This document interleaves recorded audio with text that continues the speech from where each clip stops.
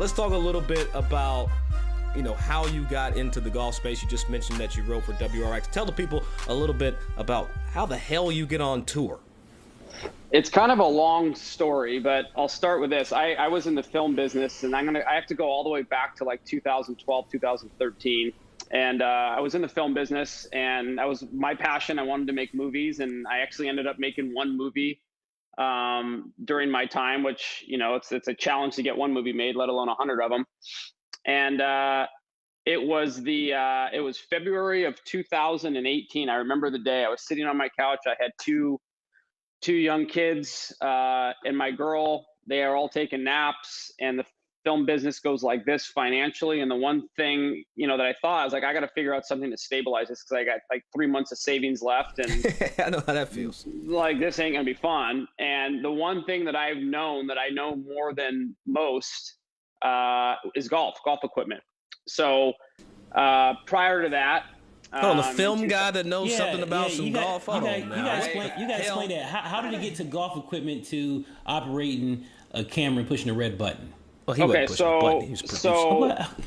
Thank you, Doug. Ever since I got into the game, I got into golf in like 94, 95. I think it was actually 94. I was probably like 16, 17 years old. And my pathway into golf was sort of equipment. And my dad took me to a tournament called the Ernst Championship, which was held in Seattle. It was Fred Couples Invitational Tournament. And I think it was 94, 93 or 94. I forget what year it was. But that was the first time that I saw tour bags, like get up close and able to see what the guys were playing. And I noticed Davis Love the third, and Phil Mickelson and those guys, they had Phil had a Yonex bag, and Davis Love the third had a Tommy Armour bag. But when I looked in their bags, they didn't have any Tommy Armour clubs. Like, Davis Love had a set of MP29s that had a bunch of lead tape, and he had Tommy Armour stitched into them, and he had a ping eye wedge. And I'm sitting there looking at him like, wait, this is going on. Like, these guys are advertising this, but they're like, I'm in. Like, this is awesome. Like, and I remember going to the grocery store with my mom like a couple weeks later, and there was a Golf Digest, in the newsstand, and I started flipping through it, and they used to do it so proper back in the day. Golf Digest did. They had a "What's in the Bag" feature.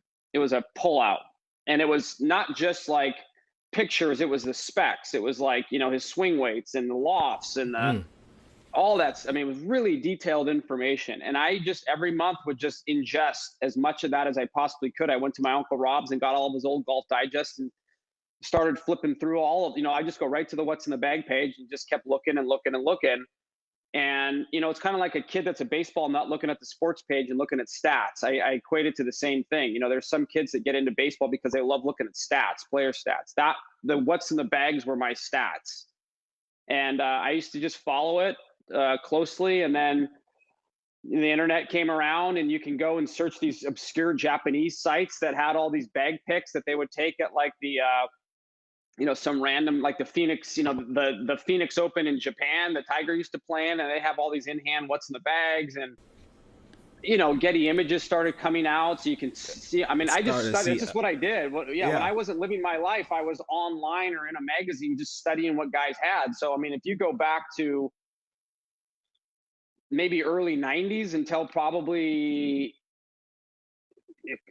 yesterday, I could probably tell you what's in a guy's bag. Hey, it's funny you say that. Like, it brings back so much memories, because I remember the FootJoy shoes I had on when you said Tommy Armour. The 8.4 was it the 845s, the 855s? Silver Scott 845s, and then had the 855s, which were the new versions. But yeah, that's all the stuff I was drawn to. And, to fast forward into 2018, I'm sitting on my couch and I'm desperate. I got to figure this out. And I had been writing as a featured writer for Golf WRX just for fun and for free, at the urging of my ex-girlfriend, who was like, "You're on this site." I was a member of WRX since 2005. Yeah, me too. And I was like, I'm like member number 790 something. And she's like, "You're always on this site. Why don't you you always talk about golf. Why don't you see if you can write for them or something?" So at the time, they didn't really have a featured writer program yet, but I emailed. This is actually kind of a funny story. I emailed. They had an email to the editor, Zach, at the time, And I emailed him and said, hey, I'm really interested in golf. I know a lot. I'd love to write for you guys. Do you guys hire civilian writers? He's like, no, but we're going to have a featured writer program. Why don't you send me a sample of what you can write, and we'll see how it goes. And I wasn't a writer. I didn't go to, if I took the SAT for English right now, I'd be illiterate. Like, I'm an idiot. So I'm like, I guess I write like I talk. So my dad's best friend, and the closest thing to a big brother that I have, is Mark Langston, who pitched for the Angels and the Mariners, and he does Angel Radio now.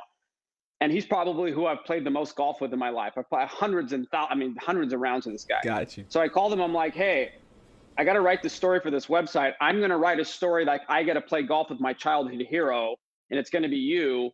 And the prize is like I go out to Shady Canyon, where he was a member of, and we're gonna go play. And I'm gonna and I'd played Shady Canyon 100 times, but like at that point, that was the story. I'm just gonna make it up and flip it off like it's true. And he's like, dude, you can't write that. No one's gonna believe you because everybody knows that we're friends. I'm like, this is WRX. Nobody knows on WRX.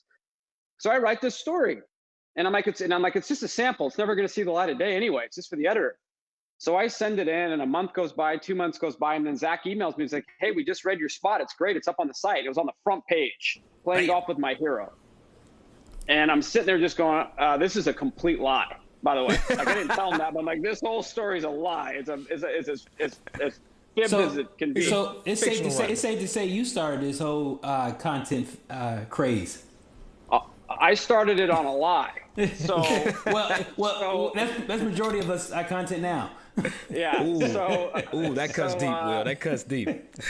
So they would ask me to write, Ryder Cup articles, or they would send me clubs, and I would write a review. I did a review on 14's blades, and every once a month, once every couple of months, they would flip me a story, and I would write it just for fun. It was fun. And so one of the stories that I did at the tail end, this is like 2016 or 17, was when Urban Golf Performance in LA first opened up, where we can, Roger Steele came out of UGP. Shout out to Mac Todd and Roger and all those guys. And I added a video component to it, because I'm like, I'm gonna just like take a tour, like let's do a video tour.